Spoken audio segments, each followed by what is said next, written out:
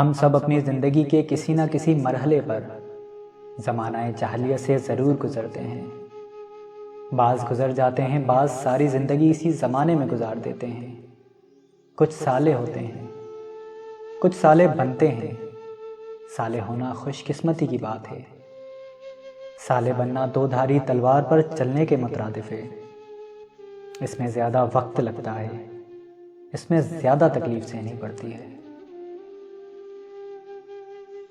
زندگی میں کبھی نہ کبھی ہم اس مقام پر آ جاتے ہیں جہاں سارے رشتے ختم ہو جاتے ہیں۔ وہاں صرف ہم ہوتے ہیں اور اللہ ہوتا ہے۔ کوئی ماں باپ، کوئی بھائی بہن، کوئی دوست نہیں ہوتا۔ پھر ہمیں پتہ چلتا ہے کہ ہمارے پاؤں کے نیچے زمین ہے اور سر کے اوپر آسمان۔ بس صرف ایک اللہ ہے جو ہمیں اس خلا میں تھامے ہوئے ہے۔ پھر پتہ چلتا ہے کہ ہم زمین پر پڑی مٹی کے ڈھیر میں ایک ذرے یا درخت پہ لگے ہوئے ایک پتے سے زیادہ کی وقت نہیں رکھتے۔ اور پھر پتہ چلتا ہے کہ ہمارے ہونے یا نہ ہونے سے صرف ہمیں ہی فرق پڑتا ہے، صرف ہمارا کردار ختم ہو جاتا ہے۔ کائنات میں کوئی تبدیلی نہیں آتی، کسی چیز پر کوئی اثر نہیں ہوتا۔ اسے اللہ سے خوف آ رہا تھا، بے پناہ خوف۔ وہ کس قدر طاقتور تھا، کیا نہیں کر سکتا تھا۔ وہ کس قدر مہربان تھا، کیا نہیں کرتا۔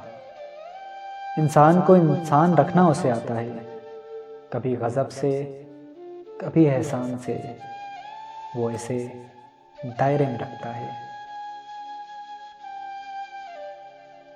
جب تک انسان کو پانی نہیں ملتا، اسے یوں ہی لگتا ہے کہ وہ پیاس سے مر جائے گا، مگر پانی کے گھونٹ بھرتے ہی وہ دوسری چیزوں کے بارے میں سوچنے لگتا ہے۔ پھر اسے خیال بھی نہیں آتا کہ وہ پیاس سے مر بھی سکتا تھا۔ کوئی پیاس سے نہیں مرتا، مرتے تو سب اپنے وقت پہ ہی ہیں، اور اسی طرح سے جس طرح سے اللہ چاہتا ہے۔ مگر دنیا میں اتنی چیزیں ہماری پیاس بن جاتی ہیں کہ پھر ہمیں زندہ رہتے ہوئے بھی بار بار موت کے تجربے سے گزرنا پڑتا ہے۔